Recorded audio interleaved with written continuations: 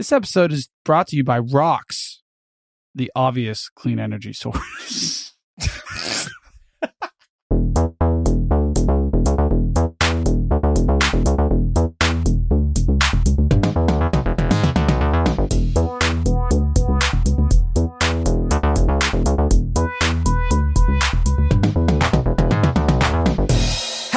And welcome back to another episode of Podcast Assemble, the show where you come for your rambling geeky download. My name's Tommy and I am delighted, as always, to be joined by my friend and co-host who is across the pond. It's our resident second clone of the pod, DL. How are you, second clone? I'm 3 years younger than you, first clone. God, I could have said that better. Yeah, I'm falling to bits over here. I'm like, my shoulder's about to fall off. He was having a fun time with that role. Just fucking gimping around. He just could do whatever he wanted there, didn't he? I really like all of what he did with that. I think that was like probably the redeeming part of this movie. I recommended this movie. You did? For us to do. I remember liking it a lot more the first time. I don't know what it is.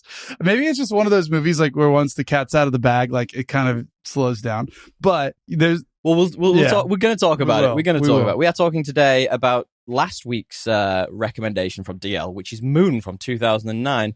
We're back on our bullshit with sci-fi. It's been a little while. Our unseen, you should have seen them unseen sci-fi movies / media. Yes. Anthologies that we have many of. I really like this one in terms of the anthology. I will talk about the movie in a little bit. But I think we were talking about it because it's got some sort of weird thematic similarities to Mickey 17, potentially. Well, I didn't want to say that in the chat, like when we were talking about it, because it would ruin, obviously. Right. But like, yeah, that's why I wanted us to watch it. Well, you know what's stupid and funny and obviously very me? I was watching a YouTube video literally a day before I sat down to watch this film. Of course. And it came up in that. And maybe some of the twist was a little bit ruined, so... I mean, like, I would have bet the farm, like, literally bet the mortgage that you spoiled yourself before watching this movie, to be honest, so... I don't even know how. I don't even watch those types of videos anymore. It's like, the stupid top 10 videos where it's like, top 10 things to watch out for in movies coming up this year. I never watch them anymore, and I watched the first one I have in maybe, like, 5 years. And they ruined the movie for me that we were going to watch this week, which is great. Google's listening. It probably heard you. Google's listening. Probably heard you. It knows. Dude, how you doing? What's been happening? I've been like pretty full on prepping for this big 3-week venture. I'm gone for 3 weeks, traveling, bit for work, bit for fun. 3 meses. Muy bien. I've just been pretty full on doing that. But what did I do this like last weekend? We did something at one point. Well, I tell you one thing we've been doing. We're listeners won't know this, but we're trying to plan a little getaway together. So Dre, myself, and our partners, we're looking at putting a week in the diary so we can come over to Europe and see each other sometime, probably around August-ish. But at the same time, me and the partner, we've booked to go to Japan in May. So we're using all our holidays this year. We're going to be rinsing through them. So we're going to go. If anyone... Have you ever been to Japan? Many times. By many times, I mean 3 times. But I liked it. Yes, that's a lot of times. It's 3 more than most people. Right. I've been once before. My partner has never been previously. So like I'm so down to do like everything. So any recommendations... In fact, you know what, listeners? Any recommendations on Japan? We'd love to have them. We've got so many already, but like, please send them over. Anything cool? Any good food? Any cool places to stay? Anything you'd recommend? We're probably going to do Tokyo for around 4 days. Maybe do Kyoto for 3 days with a little trip out to Osaka, because you'd never guess my non-geek girlfriend, fiance, whatever she is now. Too many words. She is absolutely, DL, desperate to go to Mario World. Can you believe that? Is that a thing? I was literally sitting there. She was like, "Yeah, it's Universal Studios, and they have like a section of it which is Mario World." So I was sitting there, and I was like, "Hey, we could do Osaka for a day. We could do this." And she was like, "We got to do Osaka for a day." I was like, "Why? What's in Osaka?" She's like, "I need to go to Mario World." I was like, "Okay, cool. Let's do Mario World." I wonder if that's going to be any good. It'll be weird. Apparently, it's really cool. I mean, it's Japan as well, so I reckon it'll just be super different. So you'll enjoy yourself. Yes, let's say quirky. Yeah, I have plenty to recommend. I did 3 weeks there, so I had quite a bit of time. Oof, very nice. I think it's like if you can, you should. It's not like a big pick me up. So if you only have 7 days, maybe you maybe you won't, but Hiroshima's pretty crazy. Closer to 9. I really want to do Hiroshima. I just don't know if I have time. Like, The bullet trains, really high on my list of things. The bullet trains are very quick, so you could I think we just did a day. We did a day trip there. It's interesting. It's like 4 nights in Tokyo, but obviously the first night is traveling to get to Tokyo. So we actually arrive late in the day. After the last night, we're going to be going pretty much directly to Kyoto the day after. So it's only really 3 days in Tokyo, one of which is going to be probably a Mount Fuji trip. Because when we did that last time, it was just spectacular. So I didn't do that, to be fair. It is amazing. It's so beautiful. And obviously with, my partner not having been, she wants to do all these things, which is totally fair. So I'm down to do that again. Yeah, it's very exciting. Very, very, very exciting. But we are busting out all of our holidays this year. Like all of them. There's gonna be no wiggle room. Honestly, such is life, dude. What are we here for? Yeah, it's a good thing. Why wouldn't we take all these? You guys have done a fair amount of holiday. Yeah, I've been taking advantage of the remote first company. So you can do the old like travel Thursday night, get there Thursday night, work Friday from your hotel remote, have an extra basically weekend, like you're not like losing that night. Love that. Like night on the weekend, which is cool. Love that for you. Whereas over here, you have to fly 6 hours just to get out of Australia. So, Yeah, and I also think there's not a lot of like remote first companies in Australia, to be honest. It's also true. I've not seen that. It is so remote over here. Yeah. That they're like, we need to be together. Yeah. Please come see each other. Guys, if you want to hear us banter about our weeks, or if you want to send us a recommendation of things to do in Japan, please feel free to do so. You can find our details in the show notes, along with the time codes, which, as always, have been supplied by Mr. Matthew Bliss of mbpod.com. I'll get that right one day. And while you're there, why not give us a 5-star review? It helps us with time codes. It doesn't help with time codes. It's still early here. It helps us with algorithms, things we don't really understand. But I passed a pod a couple of times this week. A couple of my colleagues were like, "You do a podcast?" I was like, "Oh God, here we go." So if you know someone who likes this kind of geeky nonsense, please feel free to pass the pod. It helps us again with getting new listeners, which we absolutely need. DL, what have you been up to this week? This week, man. Other than our main topic, what did I do? I finished Ender's Game, which I already talked about last week, so I'll carry on. I'll carry on to my other book. I got the whole Spotify Audible. Have I talked about this? The Spotify Audible double.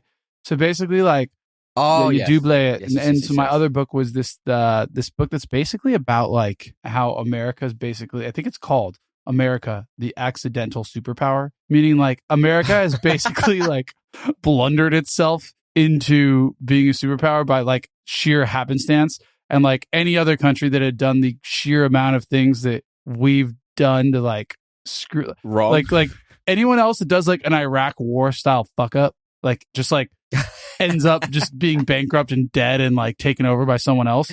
But because of like America's sheer geographic like situation, that just hasn't happened. And there was like one or two really good strategic decisions that have been made that have just basically like made it foolproof essentially, which is why you can have the circus that we have every 4 years. Yes. And still be doing well. What were the good decisions? Have you got to that point yet? Yeah. I think they call it Breckenwoods or whatever. It's basically post World War II. This is going to be really boring. You sure you want to talk about this? Okay. I'm interested. Post World War II, everybody was bankrupt, pretty much. Everyone except for America, and everybody had a pretty much depleted military and no like marine war or like marine mechanisms, no boats basically. I don't know why I'm trying to talk all fancy like. No, they didn't have any. They didn't have any boats. I mean, we know this if we've seen what's the Christopher Nolan movie. They had to be like, "Come on, chaps, help your mates. They're stranded. Anybody with a little seafaring vessel, yeah." Like, we could use your help.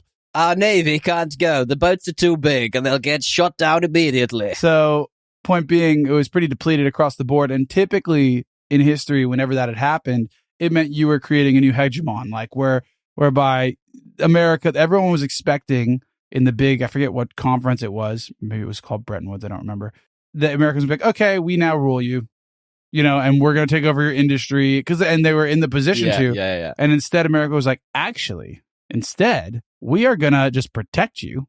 You get all the benefits of our military, and all you have to do is you can just buy our stuff. Question: Is it this? This sounds a lot like racketeering. Is Is that what America did? No. They were like, actually, we protect you, and you'll give us a cut of your money. no, it's like It sounds a lot like it's mob not even that. rules. It's hey, you can have free trade, because usually what would happen was you would take over all the trade ports of these different countries and took a stranglehold on trade and take your Right. cut. They're like, no, you can have your ports. You just have to like openly abide by these free trade rules, which is anyone can trade with anyone. And they just knew they had a bunch of raw resources to sell everyone. And so it actually helped everyone. And they said, and by the way, we'll pay for protecting it, because usually there's pirates and shit. And they're saying, as long as you follow these rules, we'll protect you.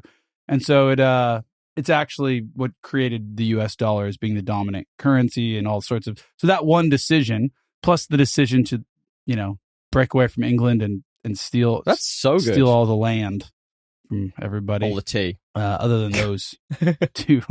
Maybe the Louisiana Purchase. It sounds like you recommend this book, man. It sounds great. It sounds like you're learning a lot. I am learning a lot. The author also narrated it, and he's kind of annoying, but he is quite insightful, and it's helpful for me. Like, I'm trying to write this other thing, so it's helpful to understand like how these things happen. If you're trying to like extrapolate where the world's going to go and have like a grounded in reality, it's good to understand like how it's happened in the past, I think. Oh, yeah, that's true. Yeah. I love that. Love that for you. I actually started a new book, and this isn't one of my what I've been up to, but I started a new book called Sword of Kyagan, which is meant to be really good. I actually found out Goodreads, it was similar to like the likes of the Red Rising stuff we've been reading.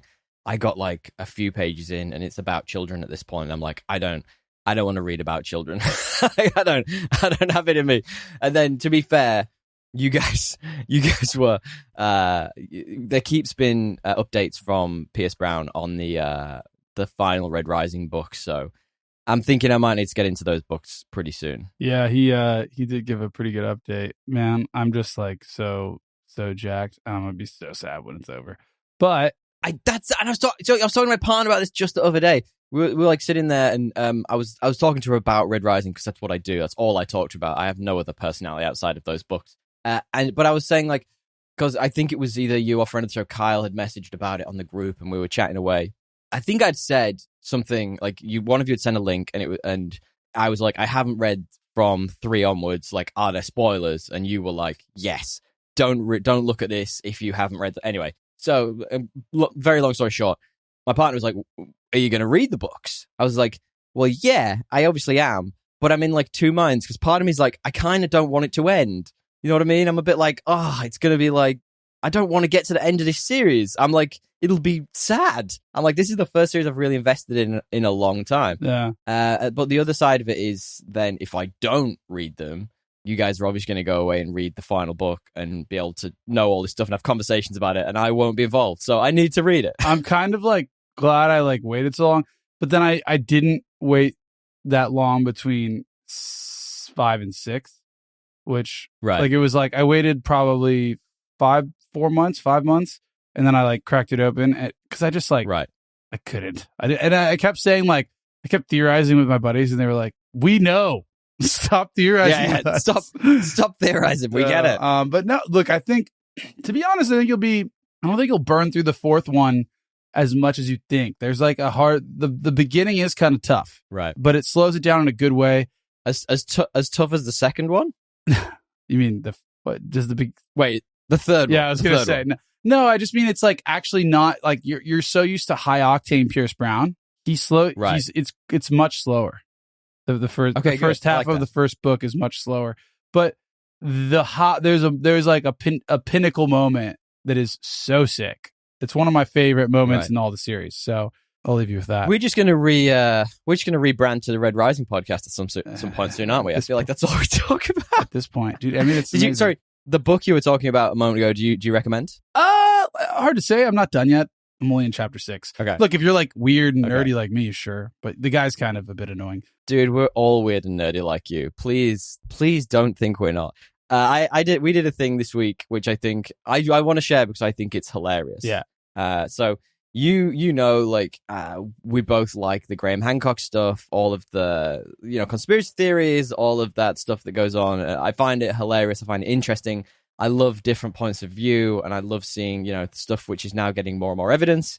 So there is a show that's just come out on Netflix called Investigation Alien. And it is this Las Vegas journalist who has been reporting on aliens since like the 80s. He's called George Knapp. I don't know if you know him. Anyway, it's about him and this. Was it like when before or after he discovered cocaine in the 80s? Well, a Las Vegas I think reporter. little column A, a little column He's been B. reporting on a UFO since the 80s from Vegas. This seems look, it's garbage, and it's suspicious. It's not a great show, but like I really like some of the stuff it puts forward. Like there's a lot of evidence for alien activity right now. The thing that was most interesting to me about this was, and the person I would have never, similar to Mario Land, the person I would have never expected to have liked nonsense like this, my partner fucking loved it.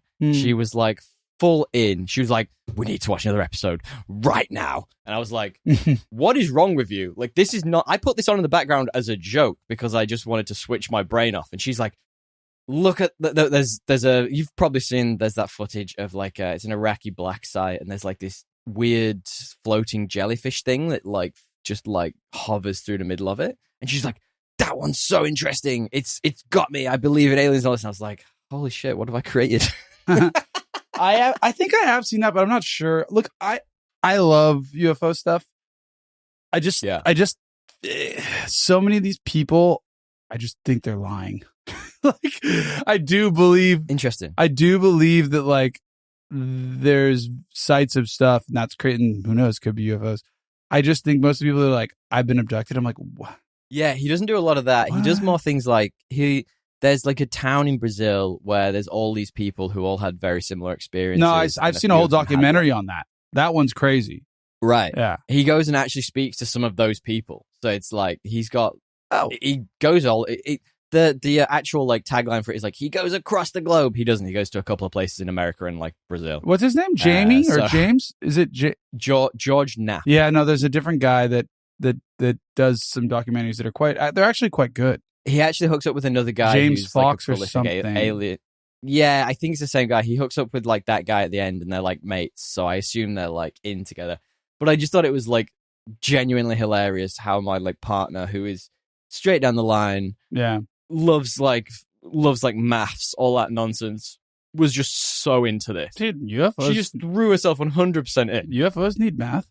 Look, I think that they're really cool. I think these documentaries are awesome. I just think some of these people, like, they'll be like, oh yeah, like I saw it. Then they'll like extrapolate all this stuff about the aliens. And I'm like, you're just creating a fantasy world. It's quite clear that you know what I mean? Like, that shit up. You're like, if I saw an alien, I would, and I had the experience you just had that you described, I would not be like extrapolating on their lore. It sounds like you're writing a sci-fi novel.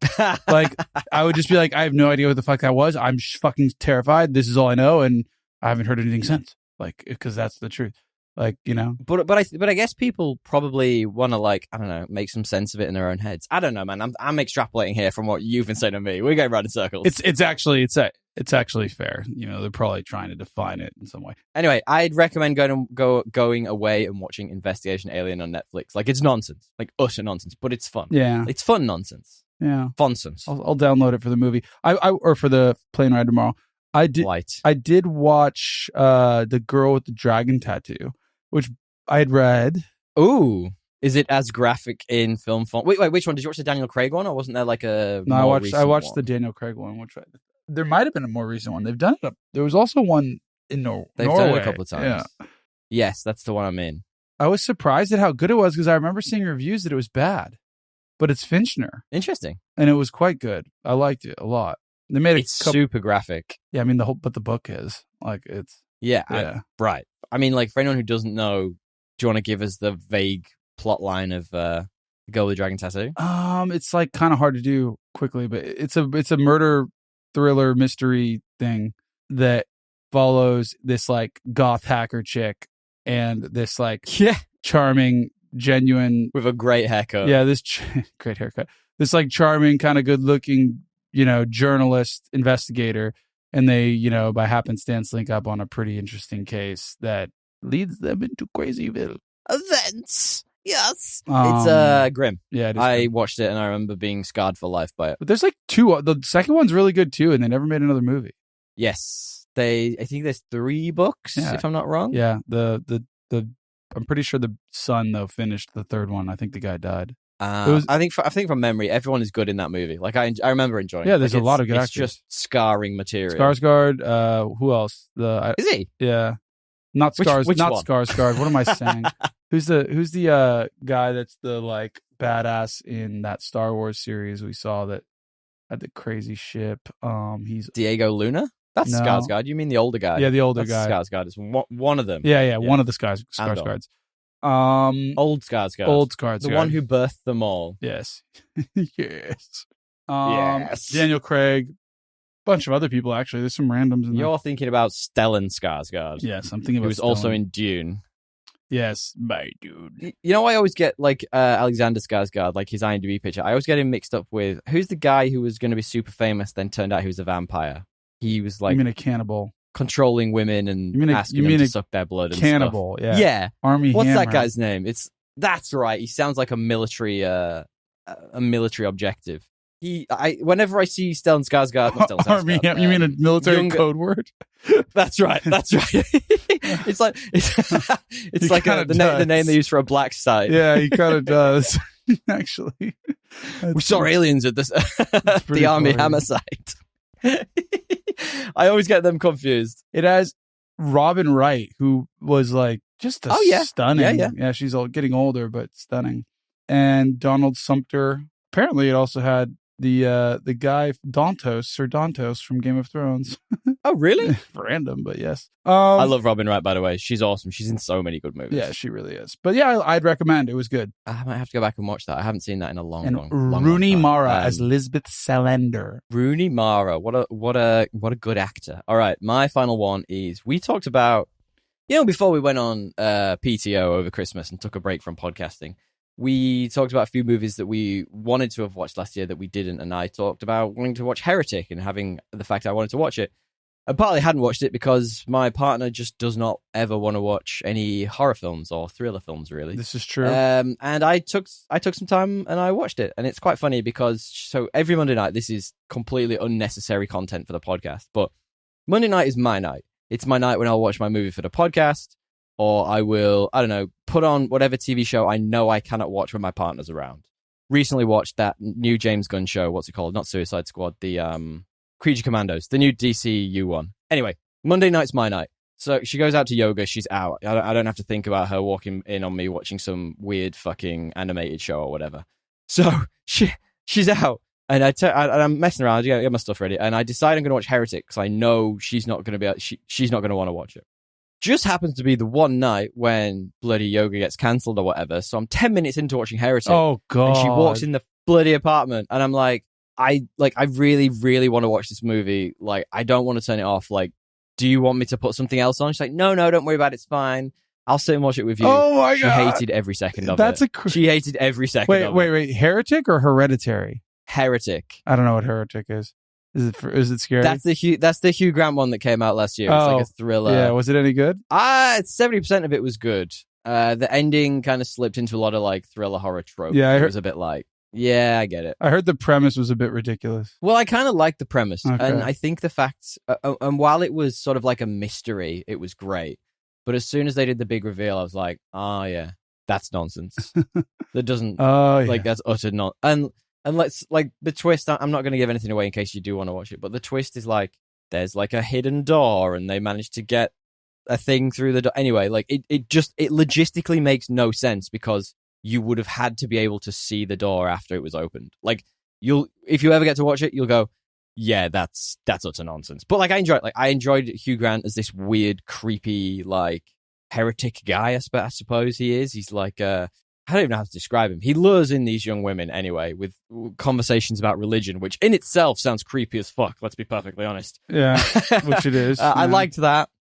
I liked the setup. I liked the two female leads. They were great. Not a great payoff though, which is a shame because I liked a lot about it. So I can't 100% recommend Heretic unless you really want to. In fact, you know what? Watch it just because it's different and it's pushing, making you watch something different for once. But guys, if there's anything you recommend we talk about, please feel free to share them with us. We love it when you send us stuff. Send us memes, send us news, send us reviews. You can do it at Podcast Assemble or thepodcastassemble@gmail.com. Send us memes, send us news, send us reviews. We love it when you do. We will call you out and we will talk about them at some point. DL now. Do you want to preface the main topic? It's the main topic theme. Yeah, well, we talked about it a bit. It's in our anthology of weird sci-fi movies that we have not, and you probably have not seen that are, I think, like, if we're going to name this an anthology, it should be underrated, because I hadn't heard of Sunshine. I called that underrated. Are we sure it's not just a sci-fi movie? I think it's underrated. Or, okay. Meaning, like, you probably haven't heard of it, but it's better than it's like following the sum of its parts. Yeah, okay, I get that. Yeah, I give it that. But did you watch it when it came out in like 2009? I was trying to figure out when I watched this, and I think I just randomly, like, somebody told me about it, and it was like in college. So, like, yeah, not right when it came out, but I didn't watch it in theaters. I watched it like downloaded or something. In case this hasn't been completely clear, this is 2009's Moon. Yeah, I didn't say the movie yet. Yeah, by Duncan Jones, who's well known for things like Source Code and Warcraft, and also more well known for being David Bowie's son, which I had completely forgotten. I don't know if you know this, but Duncan Jones' original actual name is Zowie Bowie, which no wonder he fucking changed it. Could you imagine being like, Dad, are you kidding me? Yeah, you can imagine you get to like age where you can like really think about stuff. You get to like 10 to 12, and you're like, what the fuck is going on with my name? Dude, like, that's so fucked up. Anyway. This won a BAFTA for Outstanding Debut by a British Director, which I really like. And do you have a stupid plot summary for me? Of course I do. My stupid plot summary this week is Sam Bell discovers an unfortunate truth that being stuck on an isolated moon base with Kevin Spacey and no connection to the outside world isn't, in fact, a great situation. I saw that coming a mile off. That was fabulous. I like that. I like it a lot. Mine's not terribly dissimilar, but it is. It's I'm sorry, Sam Bell. I'm afraid I can't do that. Because of course this has so many parallels to 2001: A Space Odyssey. This film, it's almost just a shake up of all of those tropes and things that were made in that film. So we're going to be talking full spoilers about this. There is, you know what? I really like this film. It's got Sam Rockwell as Sam Bell, which is a bit annoying. The alliteration on Sam breaks my brain. Kevin Spacey, as you mentioned, before he was cancelled as Gertie. However, funnily enough, when we were out, I went out to dinner with my partner last night. We were sitting there, and I asked her, I was like, "What did you think of that film? Did you enjoy it?" And she couldn't remember the name of the robot. And then I was like, "Holy shit, I can't remember either." So we called it Gary all night. So I think it's just gonna be Gary from now on. To be honest, I like Gertie as a name for a robot. I do. Gertie's great.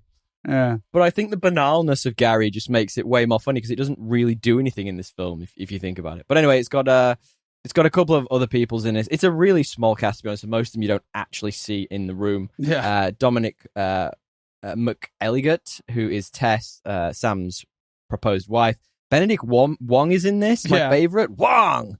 And Matt Berry's in this too. Just from like way in the back, looking super young, like barely. Right. Yeah. You just see tiny Benedict Wong and Matt Berry together. If you don't know Matt Berry, I've talked about him last week on the pod. He does some fantastic stuff. He did like What We Do in the Shadows. He's got The Toast of London, which is his brand of comedy is more based around his personality, and it is so funny. And I don't think my brother really realized how much I like Matt Berry.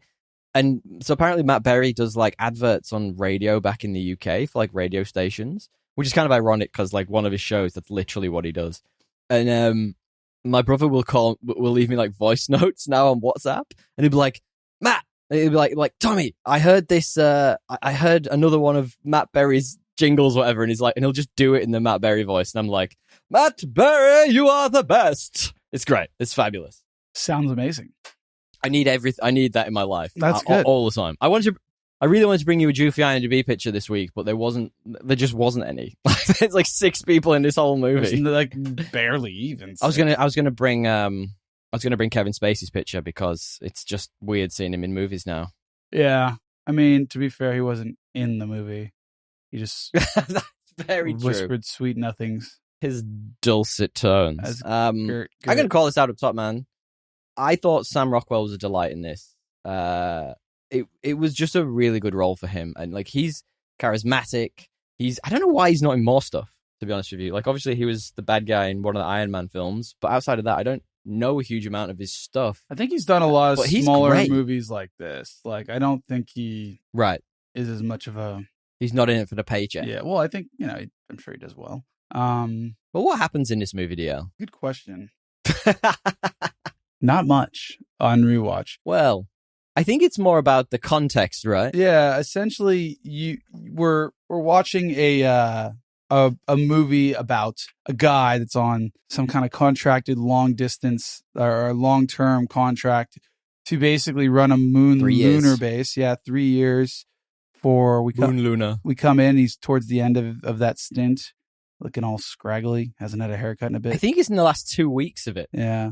And he's him and this robot Gertie are just manning this base as they create it's Gary. Clean energy out of rock that they moon rock. Helium-3, baby. Yeah, they shift it. They use these big harvesters and then they send it back to Earth in what seems like a very small quantity, to be honest. Right. For all of Earth. Right. For all. Do you think they condense it somehow? Like these tiny little rockets. for the entire population of Earth to 70% of humans Earth population, yeah. To be using this, it must be quite potent. Not only that, like it must be good shit. It's either not good shit or it's like they really have a high interest rate on their capital expenses because there's a lot of stuff there for that little amount. Yeah, there's a lot of those bloody things going around. Anyway, sorry. It's a cool setup, man. I really like the idea of this. Like, I think the thing I really like about this is that it is such a low budget movie, but it's one of those low budget movies that you can tell, but because they've had to push the boundaries and do things differently and think of things in a different way, I think it really works for this. Some of the like visual stuff is quite spectacular. No, it actually works really well for how low budget it is. Yeah. Part of me thinks like maybe it could only work this way. And part of me is kind of like, it's too bad there wasn't more context. Yeah. That would even like allow me to believe the premise and the twist a bit more. And on second viewing, I was all bought in on the first viewing, but on the second viewing, for some reason I was a little bit more downer on the whole premise. Yeah. Interesting. Well, we'll talk about that in a minute. This is going to be full spoilers, by the way, for anyone who hasn't listened to one of our podcasts about movies from before this year. We're going to just go full deep into this, but I have some thoughts and feelings about the twist, actually, which we'll talk about in a minute. But I guess at a very top level, it's that psychological drama and an investigation of isolation and loneliness that you were talking about before. Yeah. And it does it really well for the most part, for at least sort of 50-60% of this movie, that sort of like drawing out of like the human psyche and how the Sam who we meet at the beginning of the movie is, he's falling to bits. You know what I mean? Like he's seeing things, he's talking to himself, and I think it's really interesting. And I always have to ask the question when I watch stuff like this: is like, how long do you think you'd last before you broke? Do I have books? Nah, yeah, he had books up there. I think I could. But a finite amount of books. You've only got like 10. 10 is not enough. But that's what I'm saying. I wouldn't take the contract if I had 10 books and one thing of I Love Lucy or whatever. Well, here's the deal, though. It's effectively what he's been given. And from what I can gather, it's a case of like, you do 3 years, right? You do 3 years in space. It's just you and Gary. You've got some books. You can whittle some sticks. Your family for the 3 years will live in luxury, and we will take care of you for the rest of your life. You'll never have to work again. Yeah, I could. That's effectively the deal. I essentially think I could do it. I'm an introvert. I like fuck people. Can I take my PlayStation? Yeah, if I get, I mean, dude, if it's my PlayStation's there, I'll do 3. Like, I'll do 5. Fuck it.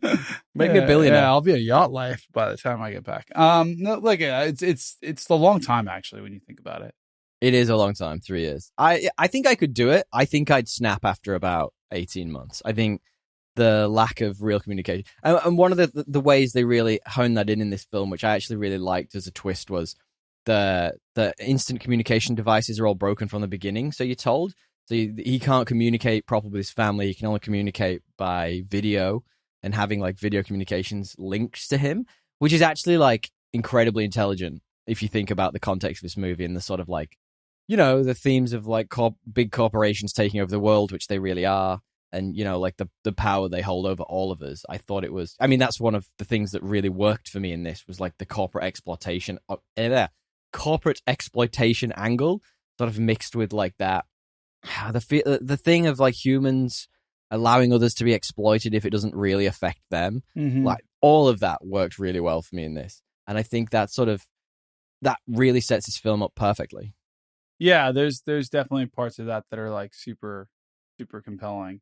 The only part about it for me that was like not is like, surely in a world where you can literally clone someone, it's probably easier to just make a robot do the work. Like, well, that's the part where I'm I like was really confused by. Maybe a little bit more lore would help this movie to make me understand why that's the case. Like, what, you know what I mean? Because it's like, I feel like it's probably not as cheap. It's probably harder to do what they're doing. Yeah. Definitely. Like, why is a human necessary in this sort of setting? And like, and this is one thing that isn't explained well in the movie. So Gary is the AI voiced by the late great Kevin Spacey. So like he's dead. Well, he's dead to me. Like Gary seems to be able to do Gertie, seems to be able to do everything. Like it can do most of the stuff. I mean, the only thing you don't see it do is actually go outside of the base. But why couldn't it transfer its consciousness into like one of the rovers or whatever? I don't understand. Like, why can't Gertie just do everything there? And that's not particularly well fleshed out. You're right. And I guess like sometimes you just have to accept like it's this kind of movie, you know? Totally. Like why in Star Wars switch off your disbelief. Do they have like really shitty tech and then really good tech? It's like retro future, like yes, or like even in Severance. Well, I mean they're the best futures. In Severance, you're like, where are we? Somebody has an iPhone. Somebody does. Yeah, it's very it's confusing. Look at everything. Yeah. You look at like anything from Severance right through to Blade Runner, right through to the Alien franchise. They all have that same aesthetic where it's clearly futuristic and the tech is way more advanced than what we have. But it's all analog. For some reason, it looks like it's from 1985. Yeah. No, I like it, but I'm also a bit confused by it when it comes to the cloning bit. That's all. Yes, absolutely same. Well, we'll talk about that in a sec. I thought I'd bring back my favorite segment for random weeks I don't always do and I sometimes forget about, which is, wow, that was really good. My Yorkshire side coming out, which was the practical effects in this.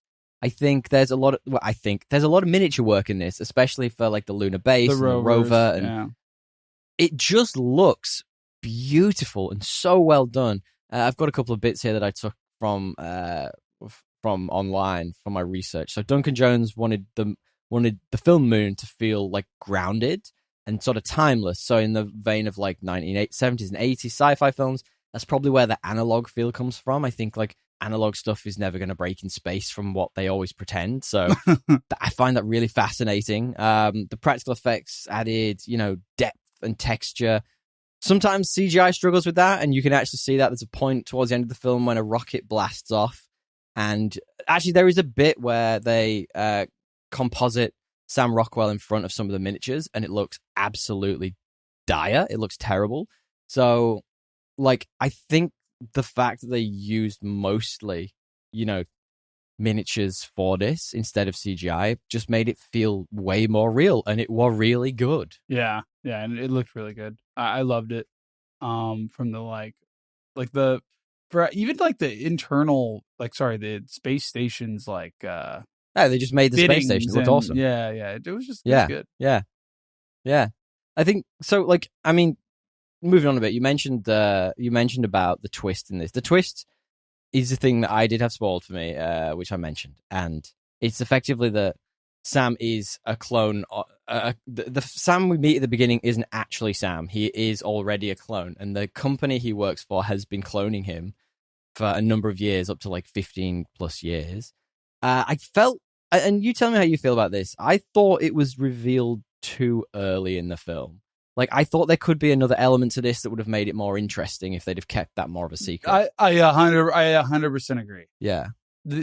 On rewatch especially. Yeah, right. Because for some reason, the first time I watched it, I think I was just confused enough to not go instantly to clone. And I was like, oh, maybe this is a weird psycho. I just didn't go. Yeah, right. I didn't go clone, but maybe it's because my palate and intelligence around these types of movies has evolved and gotten better since evolved. But no, like I agree. There's something they could have. There needed to be more mystery, and then Yes, the tone kind of changed drastically. But it didn't change into something bad because it turned into this like really good acting performance between the two versions of himself. But it was definitely different. Agreed. So what happens around halfway through the movie is the Sam who we're following has to go out to fix one of the harvesters, which is stalled for some reason. And at this point, this version of Sam, he's right towards the end of his 3-year stint. He's actually hallucinating, he's seeing things, and he hallucinates a woman out in front of him, which of course you would. That he and he crashes into the harvester. And so this was the bit that got me, and I immediately noticed that he had a big old cut on his face. Like, they make a point of showing you that cut in that scene and that he's bleeding from his eye. Yeah. You then flick back to the lunar base that he's in, and he wakes up. He no longer has the cut. No stitches. He looks kind of more fresh-faced. He's been, he looks great. And I think immediately my brain was like, that's not the same person. Like, it's clear not. He looks way too fresh. He looks like he looks brand new, ironically. I was like, either he's been asleep for way too long and he's missed his ship home, and the twist is going to be that because he missed his ship home, he needs to stay there for another 3 years. Which is also boring. which would suck. But it would be an interesting, further exploration of corporate exploitation. You know what I mean? Like, it's a case of like, oh, you missed your chance. You got to stay there through it. You know what I mean? That would have been really interesting. But then my brain was just like, oh, well, like, what else could it be other than a clone of him? There's no... Like, I think you're right. This movie's missing a bit of misdirection. Yes. Yeah. And I feel like they could have...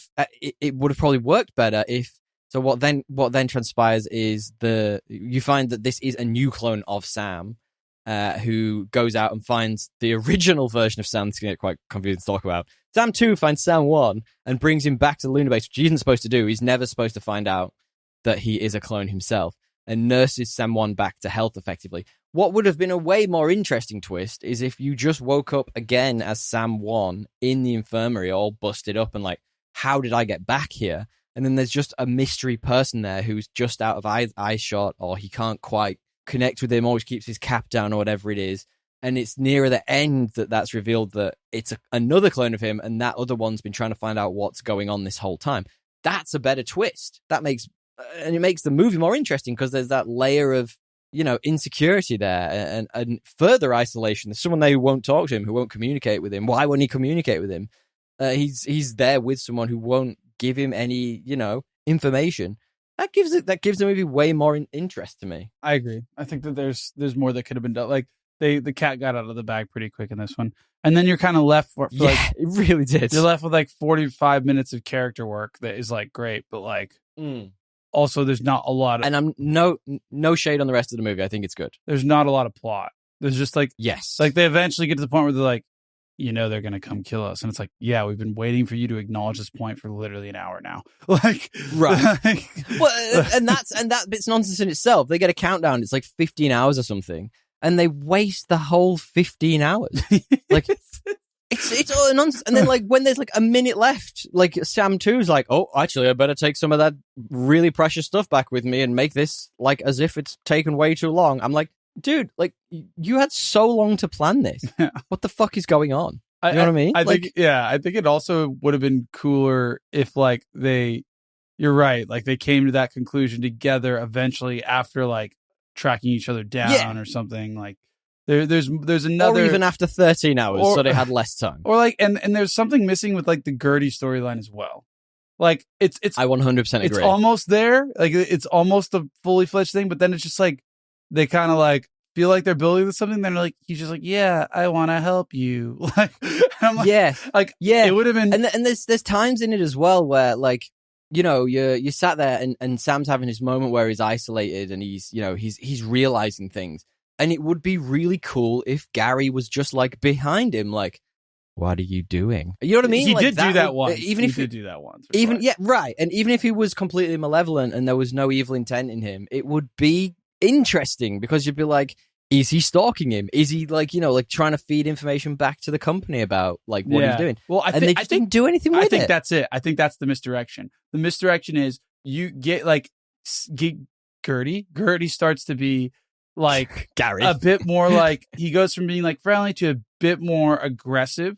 Yeah. And like kind of like stalking-y and kind of creepy vibes. And you're like, why is he doing this? And you start to wonder if it's like the company or if it's like or if like what's going on with Sam. There's other hints that there's like someone else or something else not obvious. And he's investigating that too. And he keeps getting thwarted by Gertie. And you're like, what is the and it actually turns out that it's his other clone investigating what's going on and has slowly like changed Gertie's code or something to be like to be boxing the other guy away from him while he's figuring it out, or you know what I mean, like that it was actually at the behest of this other guy who's like altered Gertie to his own device, but for the goal of saving the boat. all that's interesting. Like to me that's like a much all that's more super interesting. It connects it better.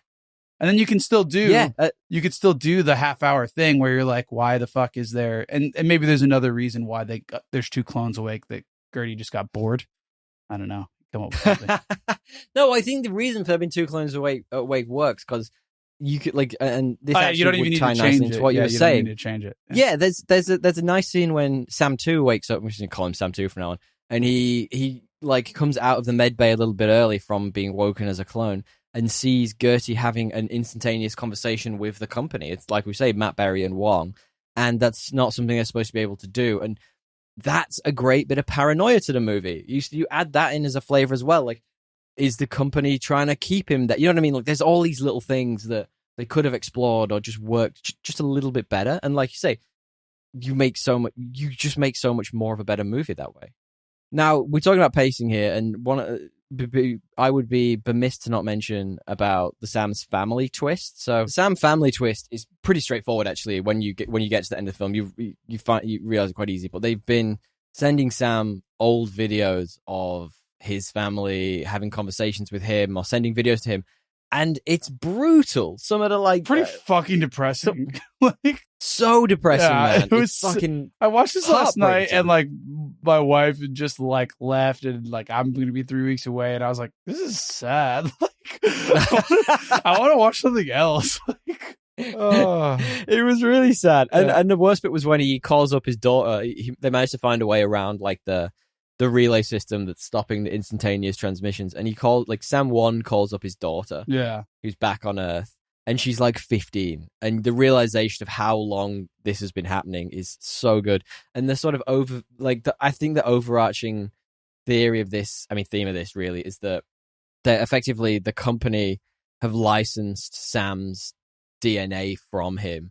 And these is this explicitly said? Tell me if it's explicitly said in the movie, or it's just sort of hinted at. But like, these clones only have a 3-year lifespan. They actually sort of crumble and die after 3 years. Yeah, I think it's explicitly said every 3 years. There's a. It's a small detail, but it makes it really engrossing. And obviously, they're not supposed to get to this point where they realize, because they're obviously never supposed to overlap with the other clones of him. But it's also really interesting because he always has that hope, and I guess that's what makes him the best worker, because he has the hope that he's going to go home after 3 years and see his family. So it's that glimmer of hope thing that Bane talks about in The Dark Knight. Yeah, like, we'll rip each other apart. You know, it's pretty nice. I actually really like that part of it. It is. Yeah, it's good. I mean, and you like see one of them react, like how he's changed between the two of them, which is interesting. Yes. Yeah. Yeah. I mean, it's a great pair of performances, right? One's this Sam 2 is this brash, almost aggressive younger version, whereas Sam 1 has sort of adapted to his scenario and is more mellow and, you know, has sort of introspectively thought about his place in the world, and it's really interesting.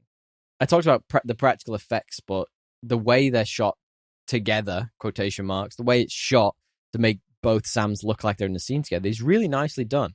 I think, considering like the lower budget of this, I think, and how the conversation flows as well, they've really nailed this. Yeah. No, it's overall a good movie for sure for what it cost to make. Do you know what it cost to make? I do. That's going to come up in a little bit in your trivia, true or false. So you just hang on to that thought. Will do. I guess the ending of this movie then is sort of the company realized that there are 2 Sams awake at the same time. They send what is quotation marks a rescue mission, which I'm pretty sure is a kill mission, right? Like, they're just going to kill either both of them or one of them. Probably both of them. I don't know why they keep calling it a rescue mission, because they didn't know that the other one was alive? Well, I think they did. I think they were concerned that one would find the other. Yeah. You know what I mean? But why would they keep calling it a rescue mission to the one that like didn't know about the other one? That seems like a mistake in the writing, actually. I guess so he doesn't freak out. Like, imagine you could like they're not going to call it kill mission, are they? No, but like, oh, like why are they coming? Oh, it's like his time is up or something. Oh yeah. That's what it was. It was they were making it seem like his time was already done and that he needed. That's right. Yeah. It was time for him to go home, so they would just wipe him out. Anyway, so this sort of unfolds that Sam 2 Sam 1 as well realized that this is happening, what's going to happen to them, and I don't really understand. I think Sam 2's thought process is he's like, well, Sam 1 has done his 3 years here. He deserves to go home and at least try and see the family. Yeah. And he's going to pop him in like an eject pod and send him back to Earth. But it turns out Sam 1 is too far gone. He's basically broken down too much.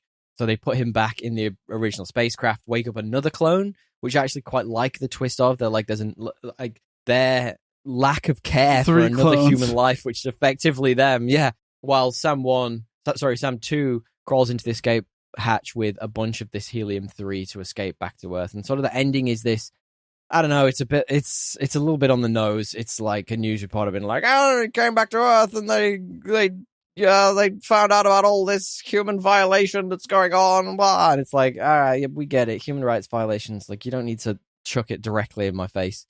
But I kind of liked the ending, but felt they put this like arbitrary time limit on it. It was like, they're going to be here in 15 hours. And then they didn't do anything for 15 hours. They just hung about.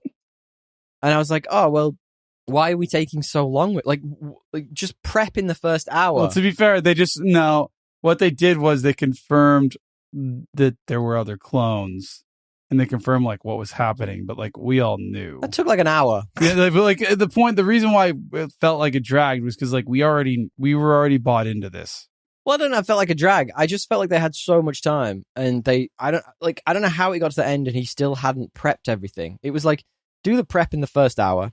You know the plan, and then just go. Like, don't. Nah, he had prepped most things. He just went back. You're right. There was a little bit of a hustle. He went back to do something. Yeah. Yeah. He went back to turn one of the harvesters to break down the communication blocking tower thing. That's what he did. Yeah. But like, it was this arbitrary, like, last second thing that, if he'd have been asked, he could have done 6 hours ago, and just relaxed with like a doobie. I don't know what the fuck like was. Agreed. He could have. I think overall, though, I did really like this. The second clone seems to get to Earth and be rich by the sounds of it because he had a ton of this helium-3 with him and expose all the human rights violations. Yeah. Imagine he just like went to the streets with his helium-3 and that's how he like made his money. Yeah. He took it to the black market probably. Yeah. He was like, who wants some helium-3, baby? I've got enough for 70% of the world. Yeah. In this tiny little trunk that's no bigger than my torso. It's in my suitcase, guys. Also, like, there's no way you'd be like safe in that little fucking bin bucket. No, I thought that as well. You'd be like, he's dead. You'd right? splat. He's dead. Yeah, like, 100% dead. He's firing back to Earth from the moon, and even dead. just like one degree off target, he's flying way past the Earth and directly into the sun or something. You know what I mean? Like, it's not even that. It's just like he's gonna like the G-force he's gonna splat into the. He's a pancake in the thing, let alone when he hits the ground. Like, there's no way he's surviving that. Or it would burn up on entry. Like, come on. Yeah, I mean, again, maybe you could come up with something, but give me more details. Didn't look great. There is a bit when it like zooms in on him and it's very 2001 again, like, Space Odyssey-esque. And and it's like it's a roller coaster. It's like, woo! I'm like, bro, you're literally dead right now. Well, let him have his fun. You got anything else to say about this movie before we move on to tones and themes? I don't. I think we should carry on. Yeah. It's interesting you didn't have as good a time second time round. Like, I definitely enjoyed this, but I could spot a lot of the like nitpicks. Yeah, I'm a nitpicker, Dre. I like to pick out little bits. Yeah. And I was immediately just like, yeah, Yeah. I hear you. Yeah. I feel you. I liked it a lot. I mean, we talked a lot about tones and themes already. Obviously, things like identity, corporate exploitation, loneliness, and isolation. Is there anything else you picked up on?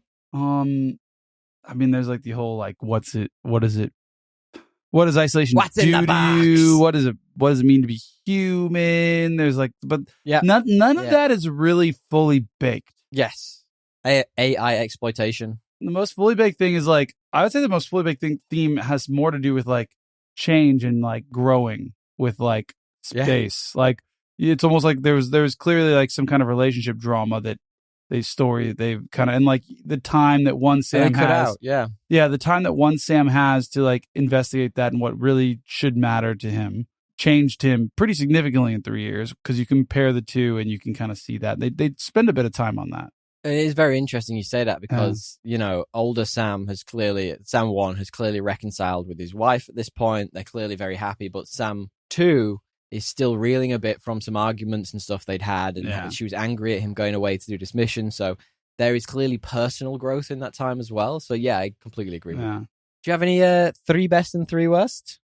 Gertie and the kick me sign. Gertie. It's Gary.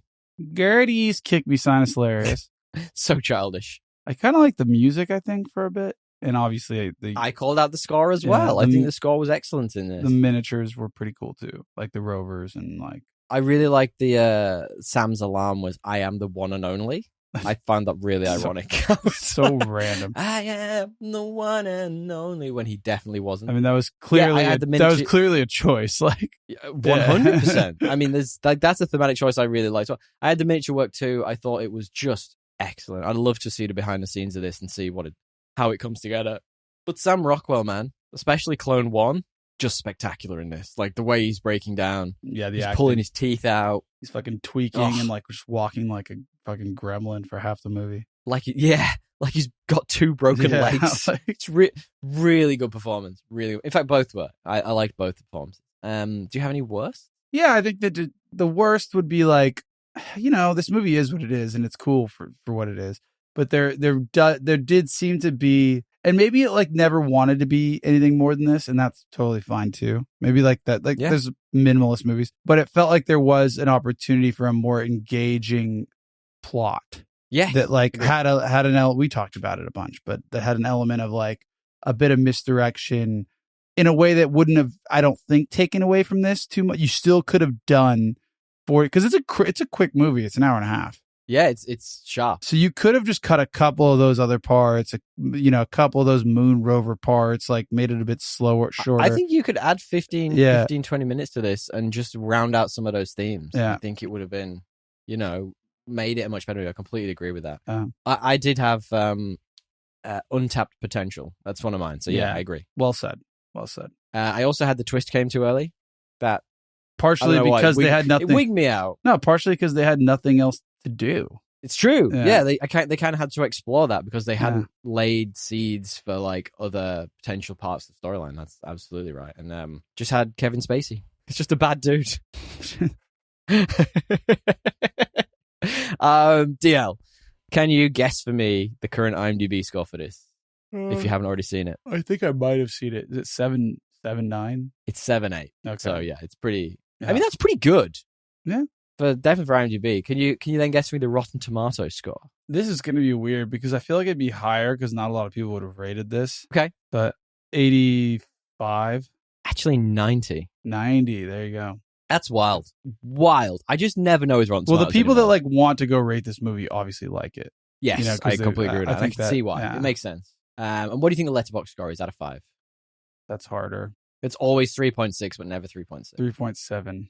3.8. Oh, I was gonna say it. I was actually gonna say 3.8.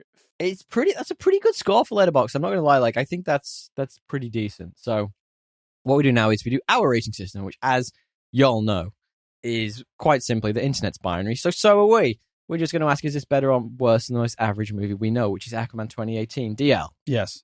Were you entertained enough to think this is better than Aquaman 2018? I was. It's better. Okay. Yeah. Tell me why. I just like the setting better, Yeah, okay. It's a bit more realistic. I'd rather have one Sam Rockwell than all of the Aquaman cast. Yeah, it's what better, you're saying to me. or thousands of Sam Rockwell. There's it's just a better, it's a better setting, better idea. Yes. Better execution. I probably would say this is better than Aquaman 2018. Like, there were times when I was a bit like, with a lot of the untapped potential we talked about, with the twist coming too early, I was at times a bit like, this is losing me. I guess the ending and the arbitrary like countdown and stuff kind of brought it back a little bit. Like, I didn't need it, but I was like, okay. But yeah, it's definitely better than average. I would say. Yeah. It's It's a good definitely movie. better than I enjoyed it. I did enjoy it a lot, but despite its whole. So do you want a little bit of trivia, true or false, to wrap up the show, DL? Yeah, let's do it. Let's finish strong. So, true or false, DL? Shooting the outdoor moon scenes took place over 8 days concurrently. Is that true or is that false? True. It is true. And it's according to Cinefacts magazine from July 2009. The scenes were shot using practical effects. We knew that anyway. Miniature and model photography. Yeah, I think it was fabulous. Duncan Jones went for a hybrid look with a little bit of layering on a bit of CGI afterwards, which makes total sense. Trivia true, trivia false, DL. Yeah. Kevin Spacey read the script and agreed to voice Gary only if the studio allowed him to believe that the AI was sentient and underage. Is that true or is that false? That's false. That's false. It is. It was only when the film was finished and if he liked it that he said he would voice Gertie. But then when he watched the film, he loved it and he recorded his lines in just half a day, which is pretty wild. Trivia true, trivia false, deal. The whole movie was reportedly shot in just 33 days. Is that true or is that false? I think that is true. I remember it being really quick when I read about this. Just like the film. Yeah. Just like my prowess in the bedroom. Yes, it was. It was 33 days. It was a very quick shoot. You can kind of see that, I think. And that's probably one of the reasons why more wasn't fleshed out. Maybe they just didn't give themselves enough time to think about other perspectives on set and maybe change a few things as they were going. But, you know, it is what it is. Yeah. So finally then, trivia true, trivia false, DL. The movie was made on a budget of only $10 million. Is that true or is that false? 10 is low. It is. That seems too low. False. It is false, but it was actually made on a budget of only $5 million. Oh, Jesus. Yeah. Failed successfully. Director Duncan Jones stated that he had been planning out the entire movie to accommodate the low budget, but if he'd had a $20 million budget, he had an entirely different film in mind to get the most out of the money. Yeah, which is fascinating. I wonder if they'd have, built out more of those storylines and had more time and more money to spend on building out some of the pieces we talked about. Really like that. Failed successfully over there. You've got to get one right?